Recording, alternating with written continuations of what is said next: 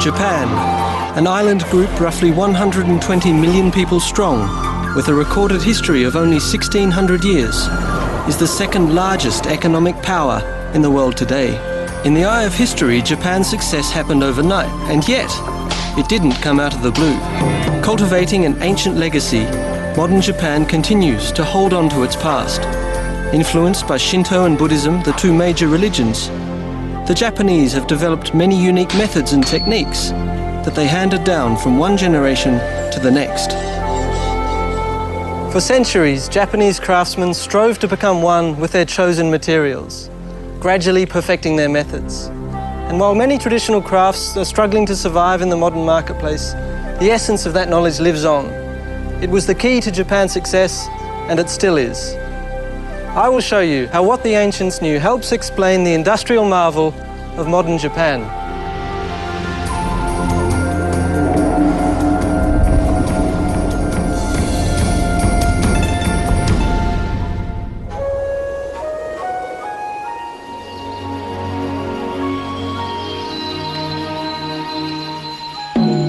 To understand Japan's sudden advance in science and technology, it is necessary to understand the country's close relationship with nature and its enduring ties with ancient traditions. The ancients believed that a spirit, or kami, lived in everything, especially in trees.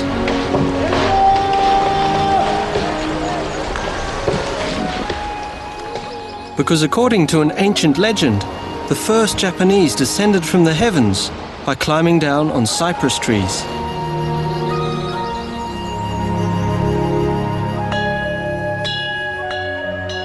Both Buddhism and Shintoism, Japan's two major religions, permeate every aspect of life. Rooted in Shinto, the native religion, the Japanese have developed a way uniquely their own, spurring techniques and methods dedicated to finding the spirit, the essence of things.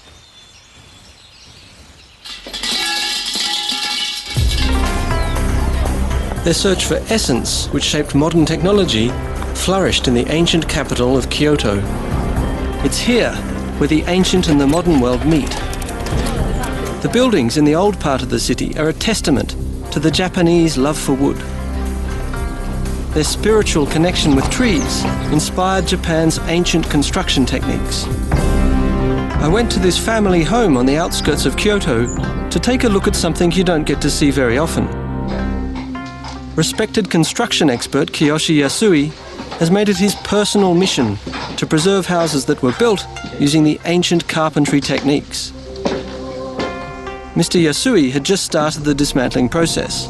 He was taking the entire house apart piece by piece to rebuild it someday in a new site. This was a rare opportunity to see the details of the construction. Mr. Yasui pointed out some of the key construction features. The main pillar.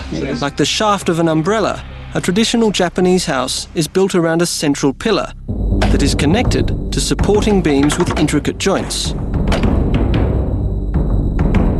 The framing is a system of uprights and horizontals. The backbone of the house. Because this is one piece, long. Very big pieces. I see. Big indeed. The beam is a single tree, nearly 60 feet long.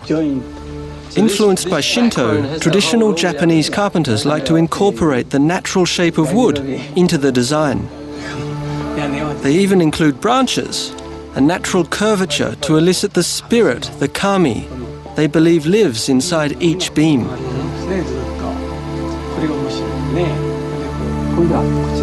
Mr. Yasui explained the technique in detail, that the ancient builders developed to accommodate the varying shapes and angles. The ancients called it the interlocking technique, in which slats and grooves fit together like a puzzle. It moves? Yeah, move. I see. So if there's an earthquake, it can bend. Flexibility and durability of the structure rely on these ingenious interlocking joints.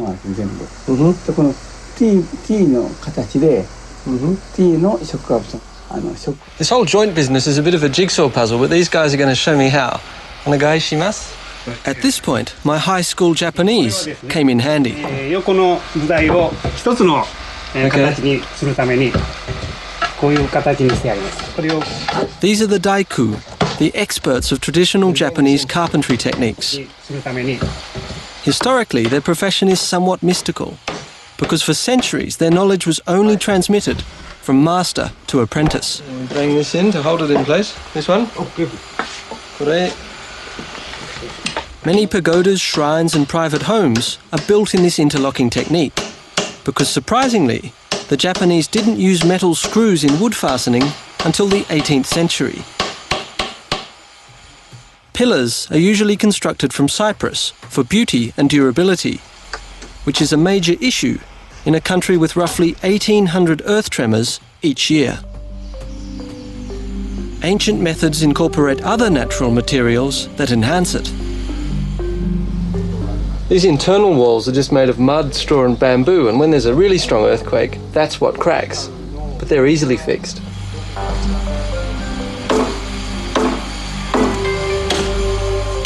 Just a few days later, they dismantled the gigantic horizontal beam.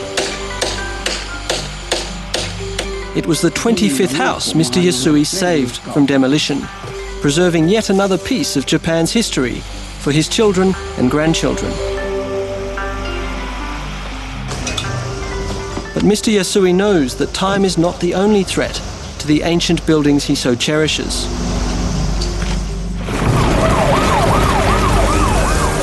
In 1995, a 6.9 earthquake in Kobe destroyed 100,000 private homes built in the traditional style in only 20 seconds, leaving 300,000 people homeless and killing thousands. However, in the same quake, the taller pagodas remained standing.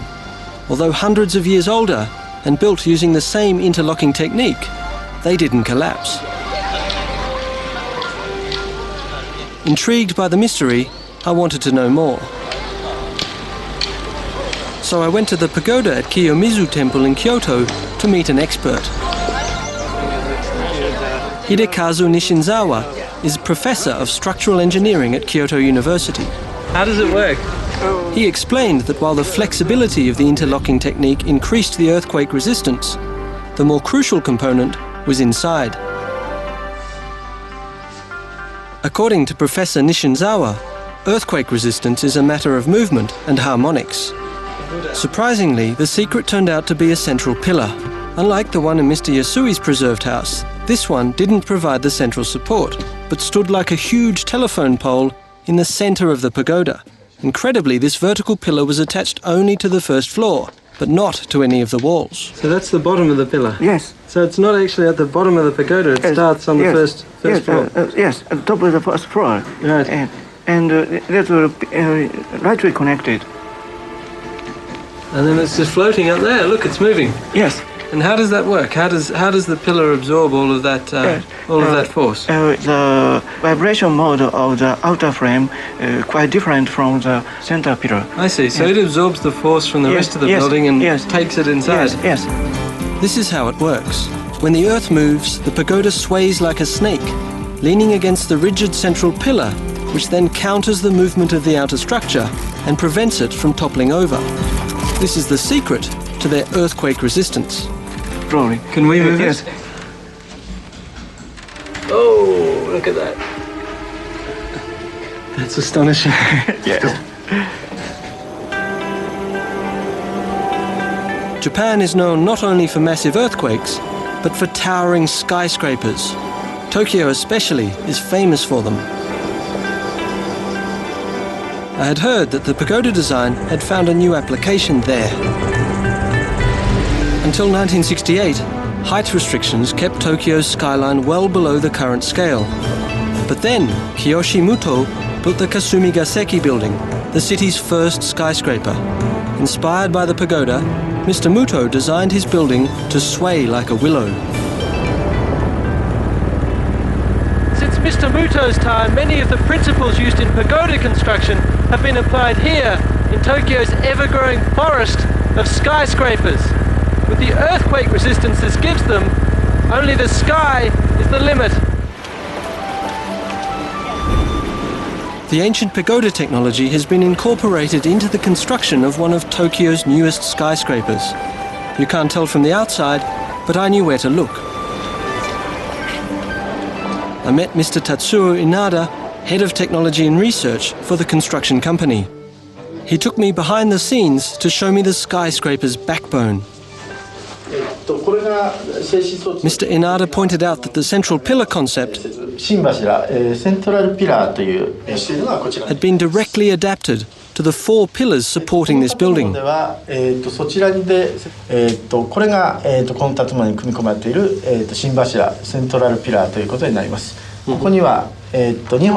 this absorbs the force and then the force goes up the pillar. Yes.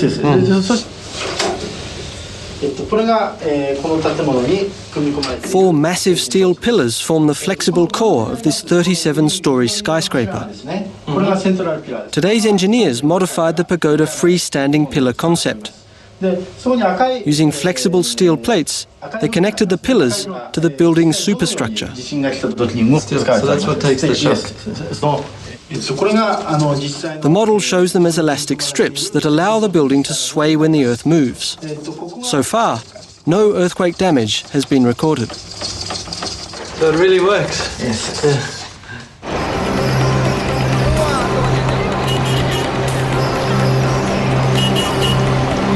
I was fascinated with the Japanese way.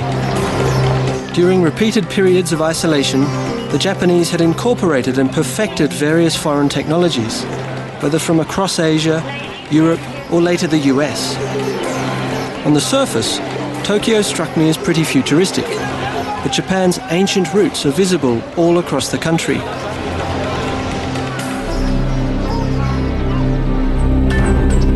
One period in history has left a deep mark on modern Japan, the time of the samurai warriors. The symbol of this era became world famous, the samurai sword. Today, its secrets are used to save life rather than take it. There are many ways to keep in touch with history. The ancient art of Iaido grew out of the sword testers group. Through Iaido, each sword was tested for balance, flexibility, and to see if it would do the job. To look at the others, you'd think it was effortless. In fact, the sword is rather heavy. This one was approximately 29 inches long and weighed over 2 pounds. To master the various strokes gracefully requires years of practice.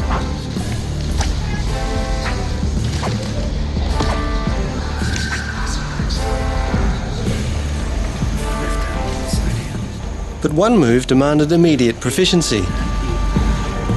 I had no idea how difficult it would be to put the sword back into the scabbard without slicing my thumb off.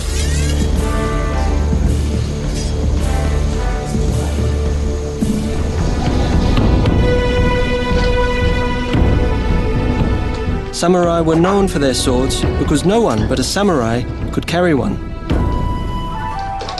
The samurai were also known as bushi, and their way of life bushido. It was a way of life whose highest ideals were honesty, incorruptibility, and frugality, a scorn for material possessions. Besides this sword, a samurai's most prized possessions were his pride and his honor. The Japanese reverence for the samurai and their legendary swords goes back 1,000 years. One sword maker passed his secrets on to the next generation. Initially, the knowledge of metallurgy was introduced to Japan via Korea and China, possibly even India. Yoshikazu Yoshihara is carrying on the family tradition. Now in his 20th year of training, he is well on his way to becoming a master. The steel he uses was smelted in an ancient process which produces tamahagane or jewel steel. It is particularly high in carbon, which is one of the secrets to forging a keen blade.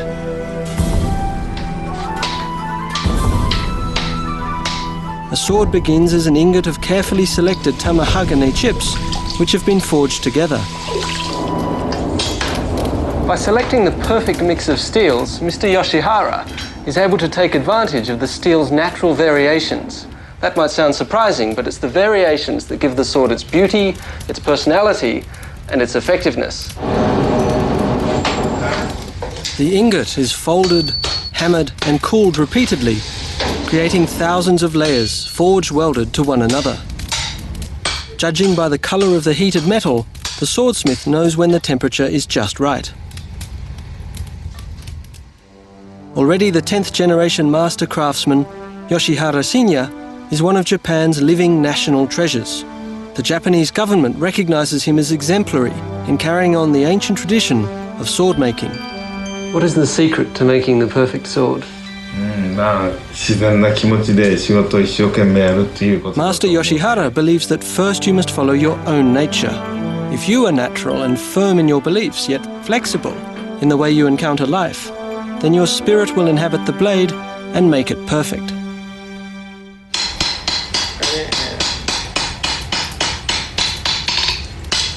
Each sword maker has his own formula. Yoshikazu only admits that his father taught him that at least 13 folds are required. Other secrets include strict standards for heating and cooling. The formula produces an obsidian-hard blade with willow-like flexibility.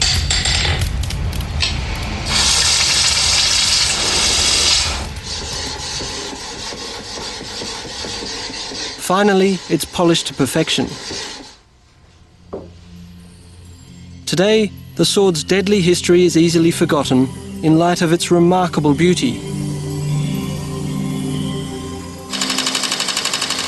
300 years later, the same razor-sharp technology that once took countless lives is transformed to help relieve suffering. Kai Industries in Seki near Nagoya are world famous for their surgical blades.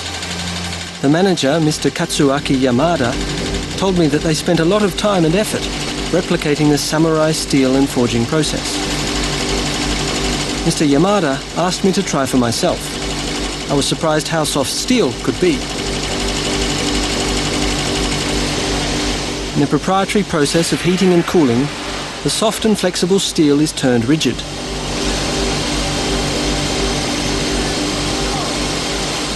It's all about the carbon. Under the electron microscope, carbon particles are clearly present on the surface of unprocessed steel. After a series of heating and cooling, the carbon particles have been moved inside the blade, giving the steel its strength. As with the samurai sword, the finished steel shows layers produced by folding, lending the blades their flexibility. These precision instruments used for microsurgery are the lasting legacy of the ancient swordsmiths. In Japanese history, ancient know-how and modern technology often stand side by side. Here in Seki City, a traditional centre of samurai sword making, Kai Corporation is today Japan's premier manufacturer of cutting tools. Just as in the days of the samurai, the best blade is both flexible and one that keeps its edge. Warfare marked the samurai era. Ingenious security measures protected the supreme commander or shogun from sneak attacks. It sounds like a birdhouse in here. Even in Kyoto's Nijo Castle, the shogun could never feel entirely secure. So, to prevent any unwelcome intruders, he had a nightingale floor installed. That is, a floor that sings like a nightingale. Here's how it works. Mounted beneath the floorboards, forged iron clamps rub together, creating a chirping sound when anyone walks on them. Innovation underscored the samurai era right to the end. It was a time of peace. Without the constant threat of war, the life of a samurai continued to be defined by ritual. It was then that the famous tea ceremony developed. The tea ceremony became so popular it sparked an industry, especially in the ancient capital Kyoto. Adorning the tea ceremonies of the samurai, thousands of cups and bowls called kiyoyaki ware were shaped by hand to embody the special spirit of the ceremony.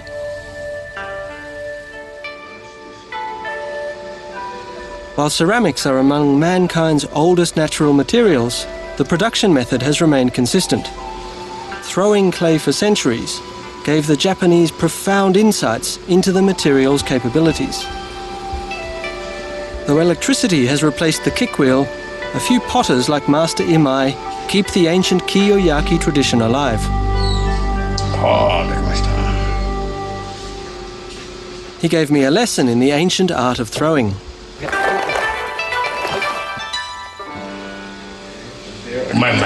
No.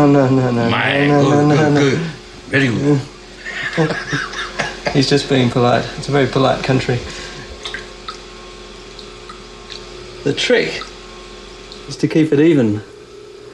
Now, as the market got bigger and more sophisticated, there was a demand for new and unusual forms. And one of the qualities that they most prized was a tiny irregularity, because it was the irregularity that made the piece unique. Now, the one I've made is certainly irregular, but I should get a second opinion. Dame desu ka? 大丈夫。 Not bad. Finish? Finish. 今失敗したのを撮ってるんでちょっとだけ待って。 Had enough of this. 土つけて。はい、ちょっと待って。こうして、こうして。 If you're not careful, at this stage all your hard work can go to waste. Shapes and styles change from one master to the next, but what remains consistent are the properties of ceramics. Basically, there's not much difference between these roof tiles and this fine ceramic bowl. What the ancient ceramic masters learned was the essence of their materials. By varying the raw ingredients, they could determine the qualities of the end product. Some were rough and porous, while others were white, smooth, and crystalline. The final factor was the heat. Using only wood for fuel, the early Kyoto potters designed versatile technology that took the basic heat principle one step further. This is a climbing kiln, a survivor of a technology over 1,000 years old. During the Edo period in the early 17th century, there was a huge upsurge in demand for ceramics, both in variety and volume. Kilns such as this one met both needs. Big enough to hold hundreds of pieces, each chamber received a different amount of heat. That was the key to this ancient, innovative design. In a climbing kiln, the heat from the main fire gradually diminishes as it rises up the kiln. At the same time, the oxygen content increases. With that variation, there are changes in the properties of the ceramics that come out the other end. Tea bowls that were finished with glass-like glazes required higher temperatures, so they're fired at the bottom. Earthenware, like that of Master Imai, doesn't require a hard finish, so they would have been fired higher in the kiln where the temperature was lower.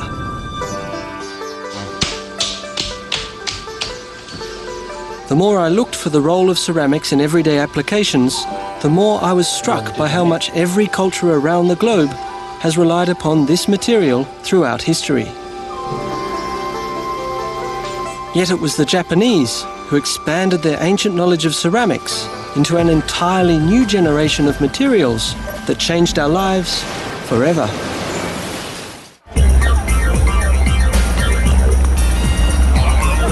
Many ancient technologies are dying out, yet in Japan, old and new live side by side. What their ancestors knew is utilized by the Japanese of today to pioneer new applications. When it comes to electronics, Japan revolutionized our world.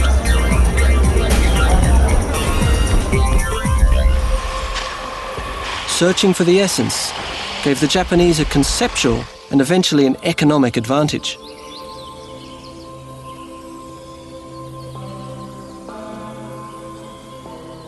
In Japan, miniaturization is an ancient tradition, and so far, no one can tell me exactly why. What is clear, though, is that in the electronic age, this philosophy gave Japan the edge. At a modern ceramics factory, I saw how some of the ancient techniques contributed to the most recent advances in miniaturization. The founders of Murata Manufacturing proudly traced the origins of their company back to the 17th century, to the ancient ceramic traditions of Kyoto. Instead of crockery, They now make electronic components. Mr. Tetsuya Ikeda, Murata's head of development, introduced me to one of their basic ceramic products. Tetsu, can you tell me what are we looking at? Yeah, here is a ceramic circuit board. Circuit boards? Yeah. What are they? After centuries of working with clay, scientists at Murata changed the course of technological history. They developed innovative ceramics. Just like the classic material, they can be molded into any shape. But what's more, they have electrical properties. The ancient wood-burning kilns have been replaced with electronic ones that operate at precise temperatures. From mixing the components to the cooling of the finished boards, precision control is the key to success. Is it really hot when it comes out? Yeah, not hot, because the cooling zone here. It's cooled, okay. Yeah. Let's see the substrate. These circuit boards are fine-tuned ceramics with added properties. And that's completely it. This thing is ready to go. Yeah, completely fired. Yes. Here's the difference. Classic ceramics are not electrically useful. But when Murata combined suitable ceramic metal oxides, they created a variety of technical ceramics with exploitable electrical properties. The internal microstructures of these dielectric ceramics react in different ways when voltage is applied. While some ceramic compounds block electron flow, others respond mechanically, causing a component to vibrate or pulse and do things like make your cell phone ring.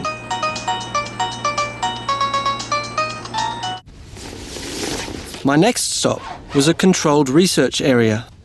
Okay.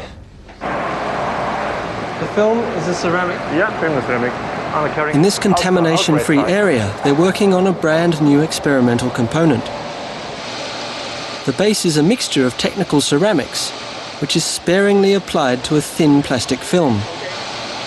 Once fired in the kiln section of the processor, the already super-thin ceramic film shrinks and becomes thinner still. In a secret process, layers of micro-thin ceramic films are used to build up complex electronic components.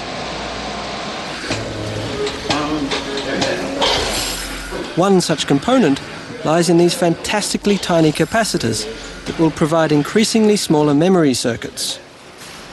From crockery to electronics, it's really amazing how Japan was able to transfer an ancient technology into our modern times. But the ancient origin of a tool used to inspect today's powerful microchips is even more amazing.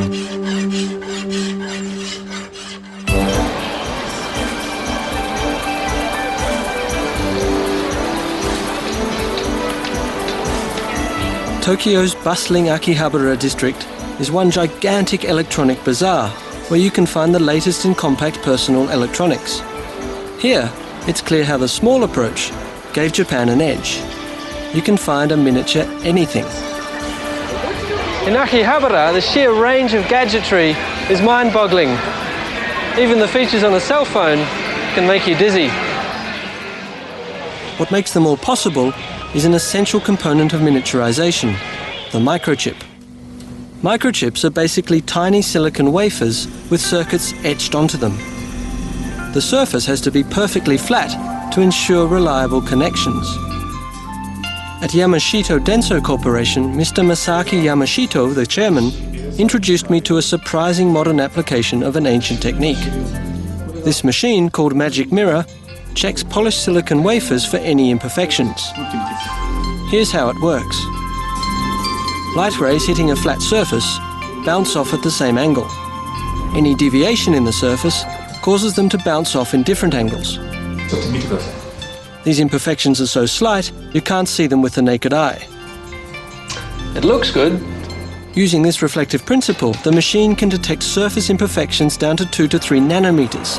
That is, 2 to 3 billionths of a meter. They're shown as dark areas wherever the surface isn't flat.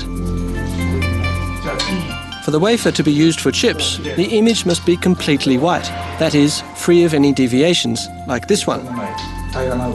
Magic Mirror, or Makio technology, has become a world standard. But why is it called Magic Mirror? Once again, the answer lies in the past.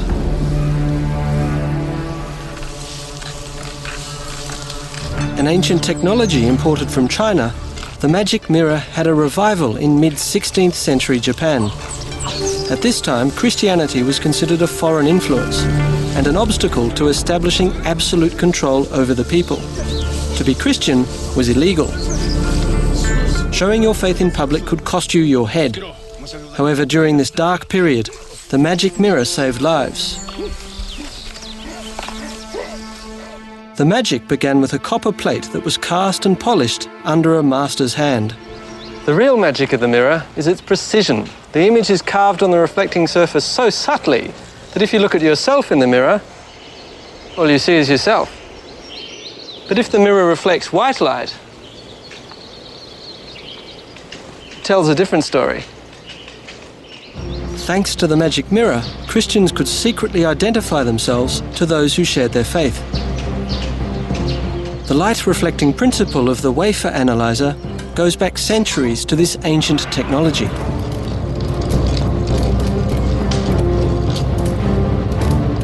To find out how the image got inside the mirror, I visited a traditional workshop in Kyoto. The Yamamoto family has been making magic mirrors for nearly 200 years. They follow an ancient process with a few modern touches. Copper is melted at about 1300 degrees centigrade in this small gas furnace. While it's a secret family recipe, some say that the best mirrors are made of 5 parts lead, 15 parts tin, and 80 parts copper.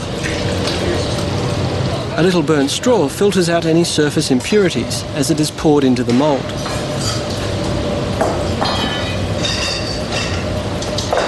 It looks simple enough, so I thought I'd give it a try. Okay, this makes me a little bit nervous. Oh, it is unbelievably hot. Oh, hotter than 1,000 barbecues. And now the trick is to pour it without spilling it and burning my feet off. I feel like I'm burning my face off, and there we go. Let's see if that one comes out magic. Somehow I don't think so.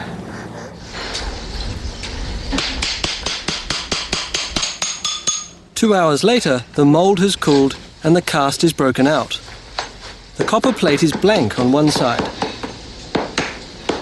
Today, the other side displays a Buddha.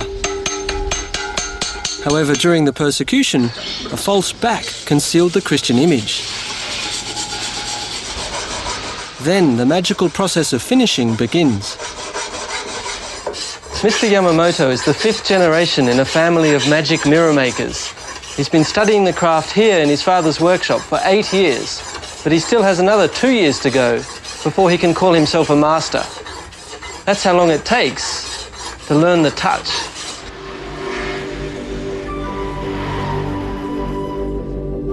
Scraping and polishing creates microscopic surface variations on the front that produce a reflected image similar to the one on the back. It takes weeks and a progression of ever finer scrapers to create the image on the mirror surface. Mr. Yamamoto uses a piece of charcoal like this for the final stage in the polishing process. He can't actually see when he's got it right. He has to feel it. The entire process takes about 3 months, start to finish, even for the most skilled craftsmen. Only an experienced touch will eventually reveal the magical image. Once the mirror has been polished, it's coated with a thin film of nickel, at which point it looks exactly like an ordinary mirror. For the final stage in the process, it's taken outside to check that the image on the back reflects through the front. If the light is right, it does. The ancients' quest for essence, a deep understanding of the materials and their reverence for tradition, paved the road. From classic ceramics to electronic ceramics, from magic mirrors to state-of-the-art inspection devices, and, surprisingly, from this 17th century samurai doll to the 21st century robot.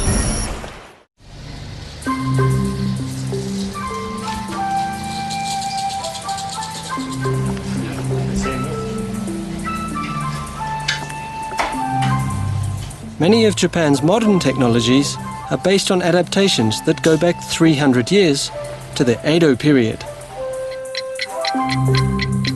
In the 17th century, a European mechanical clock was brought as a gift to Japan. It would spark an unimagined innovation.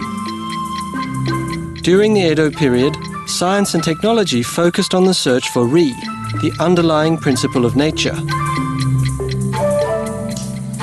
When craftsmen got a look at the clock, they were so awed by its movements that they dismantled it to uncover the force that drove it. Springs and gears were concealed inside, lending the clock its wondrous magic. This was the beginning of karakuri, a tradition of mechanical devices designed to take you by surprise. Their belief was that technology should be an extension of human actions, and so the ancients designed humanoid dolls and puppets.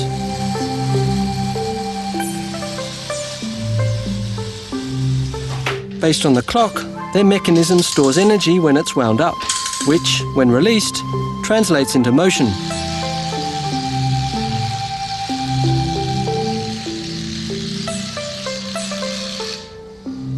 In the karakuri tradition, the technology is concealed, so you don't know why a device does what it does. To the ancients, that was magic.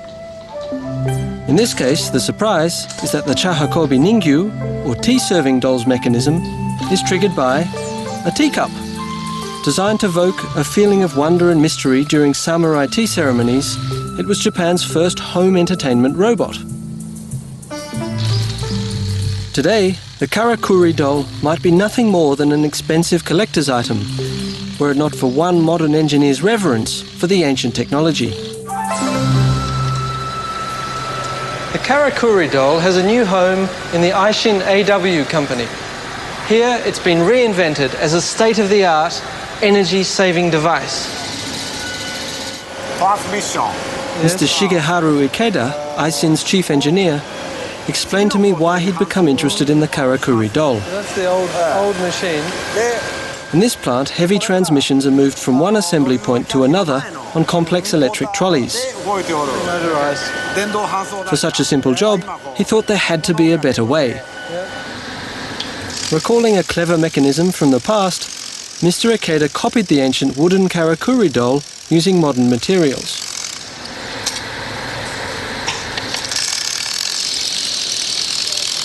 Two properties of the karakuri mechanism drew his attention. First, Mr. Ikeda realized the enormous energy that can be stored in a spring. Secondly, how weight can be used to release that energy to power a set of gears. Reconstructing the ancient mechanism inspired a nifty adaptation. This is the doll mechanism's new function. So now you're going to explain to me how this one works. To move his heavy transmissions, Mr. Ikeda built a karakuri cart. The cart is driven by industrial springs and gears. The weight of the transmission forces down a drive gear and compresses the springs, in essence storing energy. Yep. So the weight of it actually... The transmission slides onto the cart, releasing a catch that allows it to move. When the cart reaches the point of transfer, on impact the momentum carries the weight onto the conveyor. The springs are released, turning the gears that move the cart back to its starting position.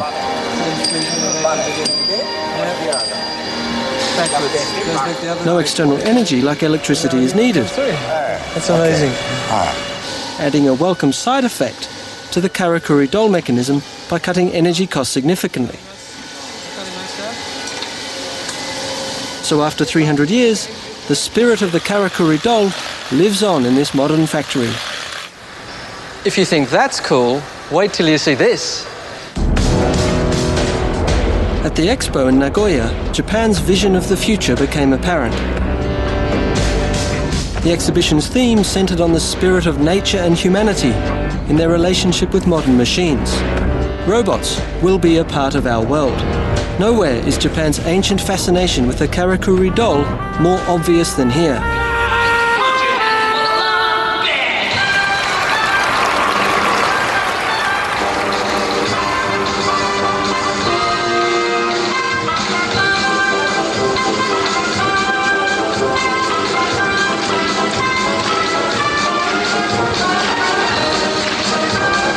It's rather amazing, but they told me these robots really played this music.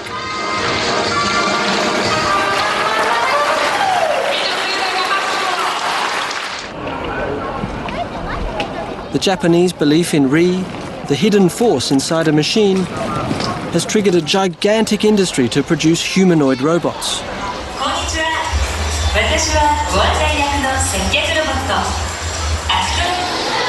Japanese kids love them.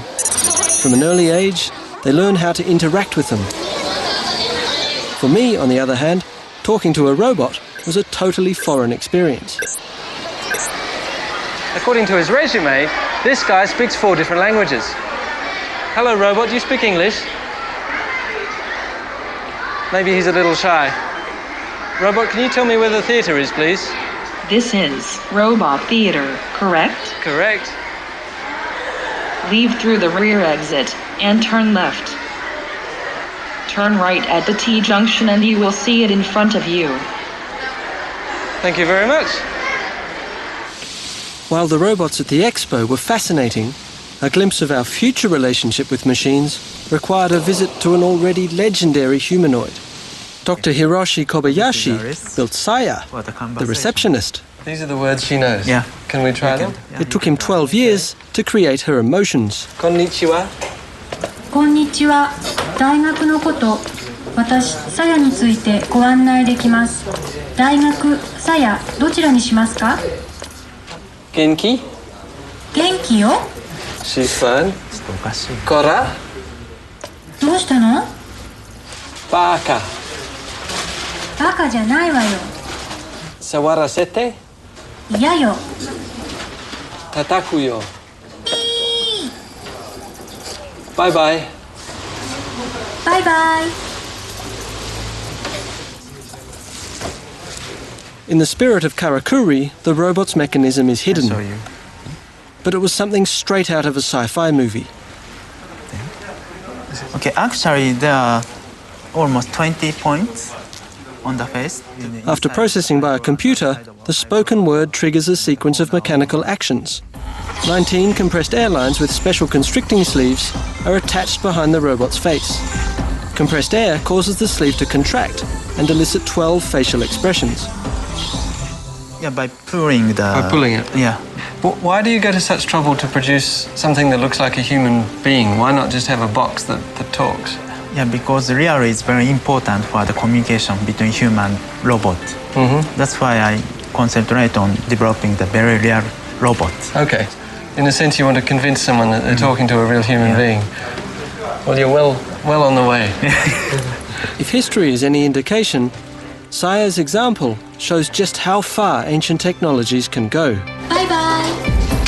Certainly 2,000 years ago, Japan's silk weavers would not have imagined the impact of their craft, particularly not in the field of biopharmaceuticals.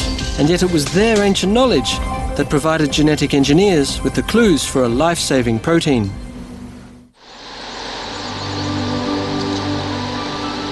The northern parts of Japan's countryside are lined with rows of trees like these. At one time, they were the source of the nation's wealth. The miracle of silk begins with the mulberry.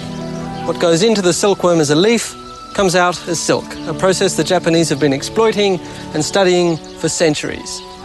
But now, in the days of cotton and polyester, the process itself is being transformed. It's amazing to think that silk has been a part of Japan's culture for over 2,000 years. Sericulture was brought to Japan around 300 BC. From that time on, families throughout Japan produced the treasured fabric by hand. A kimono created out of handmade silk is a cherished heirloom that can run as high as $40,000. The cost lies in the craftsmanship. In the ancient silk-producing centre of Yuki, a few traditional workshops remain. Here, silk fabrics with intricate patterns are woven on looms, inspired by the ancient Chinese technology. But generations of masters like Akira Sudo have perfected this unique knot-tying process.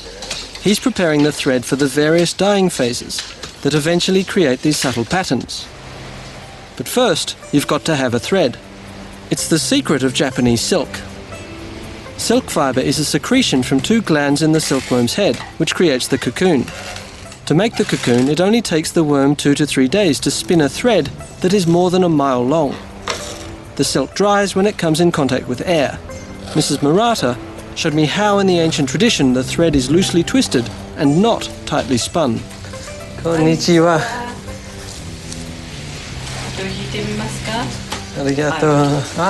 Arigato. It takes real skill to unravel silkworm cocoons. Once the cocoons have been boiled, the silk is pulled and twisted into a thread.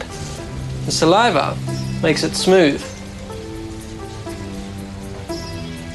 It's actually harder than it looks, but the real trick, getting the silk always the same thickness, takes a long time to master.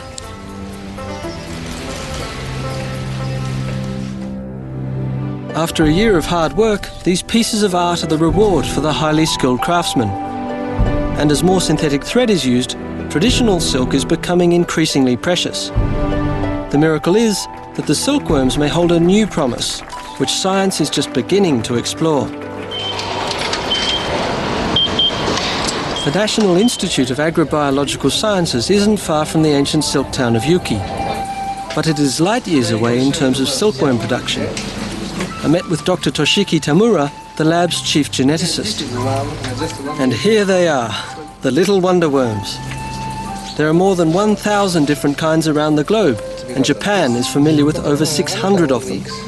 Given Japan's history, it is no wonder that its scientists are leading the decoding of the silkworm's genome. It's a little strange. Turns out that silk is a protein. Scientists here in the insect factory of the NIAS are experimenting with genetically modified silkworms that produce not silk, but proteins that can be used for medical purposes. A revealing test shows they're making progress. The first challenge is to redesign the silkworm's DNA to accept a new gene. To test the concept, Dr. Tamura's team is injecting the jellyfish gene for luminescence. If they can splice it into their DNA, worms from these eggs will glow green under ultraviolet light. These genetically engineered silkworms could produce useful proteins such as interferon, which is used to fight cancer. If successful, the new biotechnology could make Japan a major player in the hugely profitable pharmaceutical market. What is he looking at?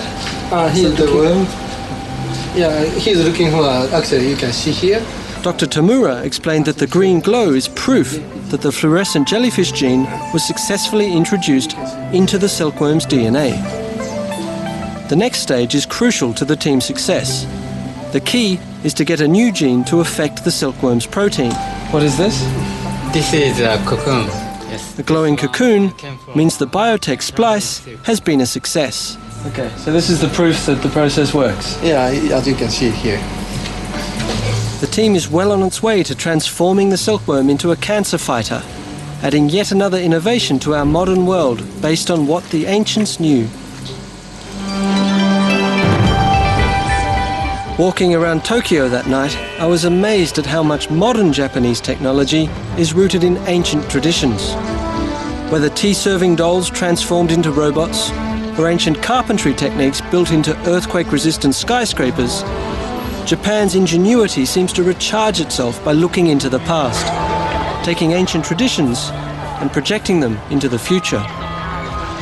Today, many of Japan's traditional crafts are dying out, but what remains is their essence, the effect they have on us. Translating ancient knowledge into modern technology, Japan has gained a unique edge. Thanks to what the ancients knew, Japan is pushing open new doors into a whole new era of science and technology.